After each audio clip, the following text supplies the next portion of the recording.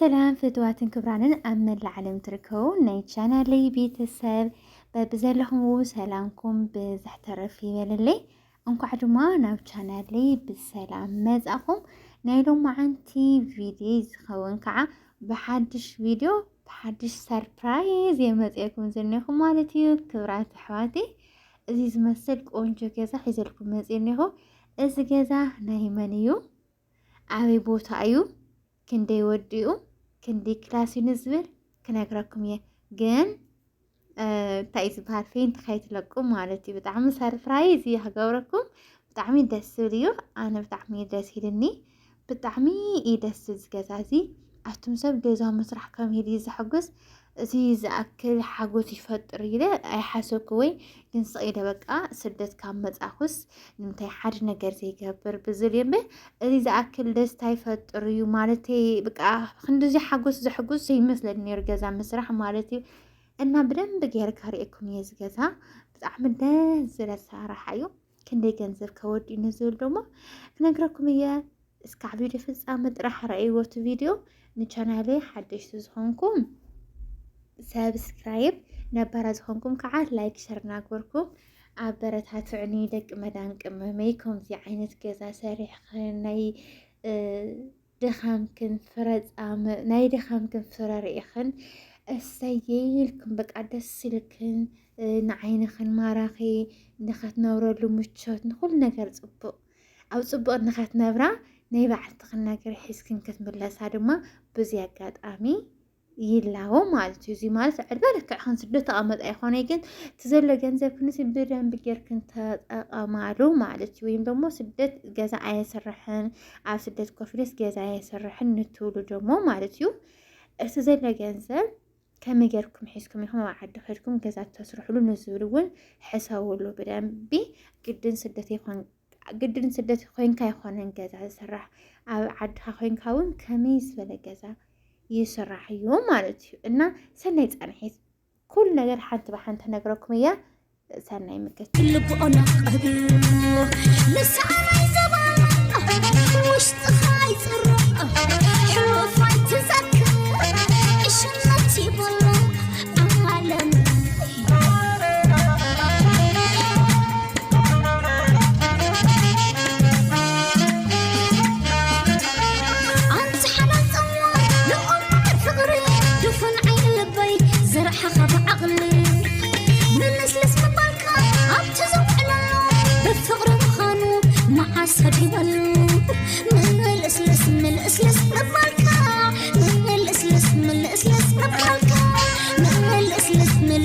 ክብራት ኣሕዋቴ ማለት እዩ።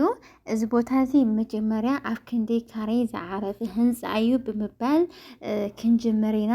እዚ ቦታ እዚ ትርእይዎ ዘለኹም ናይ መን እዩ መን ይስርሕዎ ንዝብል ኣብ መጨረሻ ነገረኩም እየ። ግን ዋና ነገሩ መን ይስርሕዎ ናይ መን እዩ ምባል ዘይኮነ ዓኻዝኩም ዘለይኩም ክንደይ ወዲኡ ክንደይ ወደቅኩም ኣብ ዝሕዚ ሰዓት እዚ ዝመስለ ኣሰራርሓ ክንደይ ካሬ ዝዓረፈ ህንፃ እዩ ንዝብል እዩ። እና እዚ ትርእይዎ ዘለኹም ኣጠቃላይ እታ ቦታ ኣጠቃላይ 70 ካሬ እያ። ናይታ 70 ካሬው ፎቶ ኣሰራርሓ ደሞ ከቐምጠልኩም እና ደቂ ዓበይቲ ወይ ፎቶ ከቐምጠልኩም ዝፈተኹ ንምንታይ ይመስል 70 ካሬ ብከምዚ ዓይነት ዲዛይን ተሰሪሑ እዛ ዝርእየኩም ዘለኹ ቪድዮ ግን 70 ካሬ እያ ማለት እዩ። እዚ ማለት እቲ ዓይነት ቅርፂ ሒዙ እንሂ ብ4 ማዕዝን ናይ 4 ማዕዝን ሒዙ እንሂ ሲ ወይም ደሞ ጂ ወይ ከዓኒ ኤል ዝሓዘ ይኾነይ ብ4 ማዕዝን ኖርማል ብቐሊል ኣሰራርሓ ተሰሪሑ እንሂ ማለት እዩ። ካብኡ ኣብ ታሕቲ ክንደይ ክላስ ኣስሪሑ እንሂ ተልኩሞ ከም ትርእይዎ ዘለኹም ጂ ፕላስ እዩ ተሰሪሑ እንሂ ኣብ መሬት ኣሎ ካብኡ ላዕሊ ጂ ፕላስ ተሰሪሑ እንሂ ላዕሊ ገና ክቕፅል እየተወደአን ማለት እዩና 70 ካሬ ክንደይ ክላስ ይስርሐና ትብሉ ኣብ ታሕቲ ኣብ መሬት ሳሎን ብቻ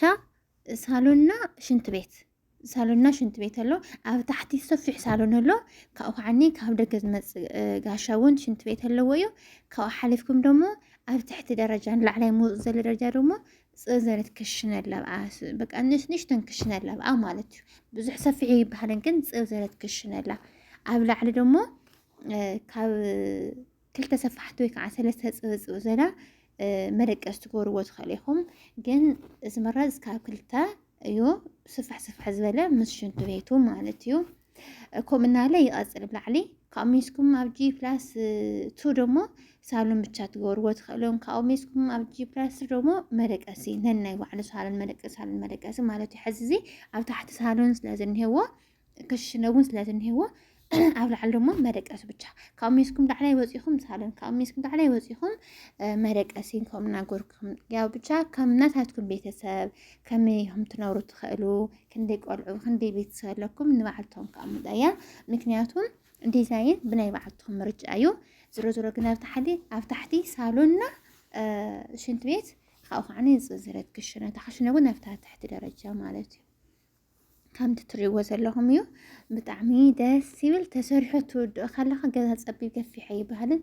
ኣምሸይ ግን ተወዲኡ ክስራሕ ከሎ ብጣዕሚ ደስ ዝብል ማለት እዩ እና እዚኣ ደኣኒ እዚኣ ንህዲ መሲ ብጣዕሚ ቀሊል እዩ ክትብሉ ኢኹም ብጣዕሚ ቀሊል ሳሎን መደቀስ ሽንት ቤት ንምህዳም ብቻ ዝኾነ ዝኸብር ሲ 7 ካሬ ብ4 መኣዝን ስለ ዝስራሕ ብጣዕሚ ቀሊል እዩ ንምስርሑ ማለት እዩ ከመይ ተልኩምኒ ምንም በቃ ዝተባበረ ብረት ዝበላሸ ብረት የብልኩምን ቢያንስ 7 ካሬ ነክተህድሙ ክንደይ ብረት በቃ ቢያንስ ምስ ሕፁ ምስ ጻጸሩ ሕዚ ሕፃ እናጻጸር እስካብ ጂ ፕላስ 2 ከስርሐኩም ይኽእል ሓንቲ ቢያጆ ሕፃ ሓንቲ ቢያጆ ጻጸር ኣምፂኹም ማለት እዩ ክልተ ግዜ ነክተህድሙ እስካብ 500,000 ከውድአኩም እዩ ፊኒሽንግ ደሞ ሃካከም መስራርሑ ማለት ሃካከም መስራርሑ ለኩም ከለኹ ኣሉሚንየም ሕዚ ንካሬ እስካብ 12-15,000 እዩ ዕጻፍ ላሜራ ደሞ እስካብ 6-5 እዩ ለዚ ብኡልክ ደሞ ዋጉ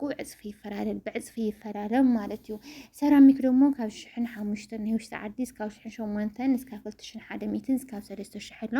ናይ ፊኒሽንጉ ክንዱዚ ተባሂሉ ዝቕመጥ ኣይኮነን ምክንያቱም ከምቲ ዘልኩኹም ዋጉ ብጣዕሚ ስለ ዝፈላለ ካብኡ ከዓኒ እዚ ትሪእዎ ዘለኹም ጂም ላይት እንሆ ሕዚ ጂም ላይት እዚ ወሰናወሰን ብቻ እዩ ማእኸል ደሞ ብቻ ይሰሓብ ሙሉእ ኮርኒስ ደኹም ትገብሩ ወሰናወሰን ብቻ ድዩ ነታትኩም እንታይ ዓይነት ቦርድ ኢኹም ትጥቀሙ ይፈላለዩ ኣብ ፊኒሽንጉ ብክንድዚ ተባሂሉ ዝቕመጥ ኣይኮነን ግን ብማእኸላይ ብናይ ውሽጢ ዓዲ ሰራሚክ ብዕጻፍ ላሜራ ብረት እዚ መስትያት እውን ብናይ ኖርማል ብኣሉሚንየም ዝኮነ ብኖርማል እንድሕር ጌርኩምዎ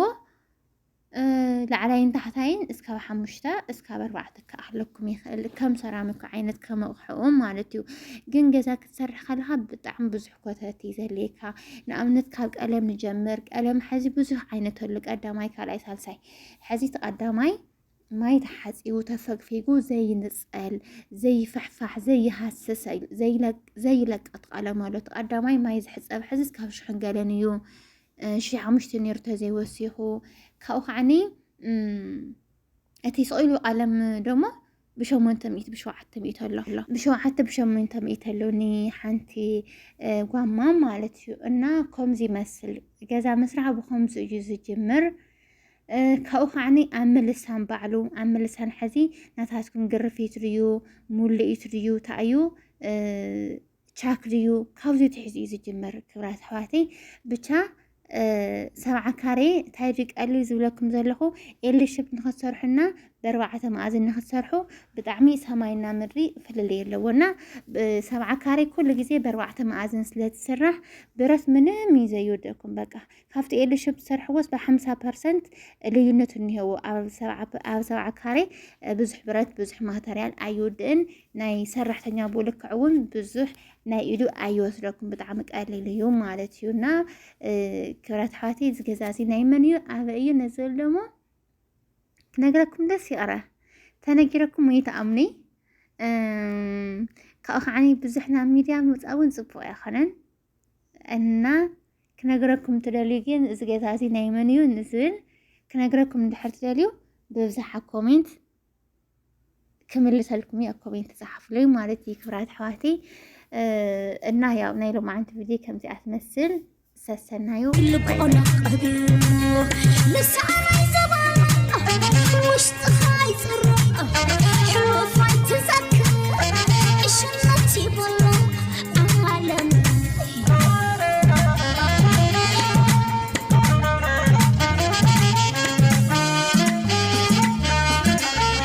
ኣንቲ ሓላል ፀዋ ንቑምር ፍቕሪ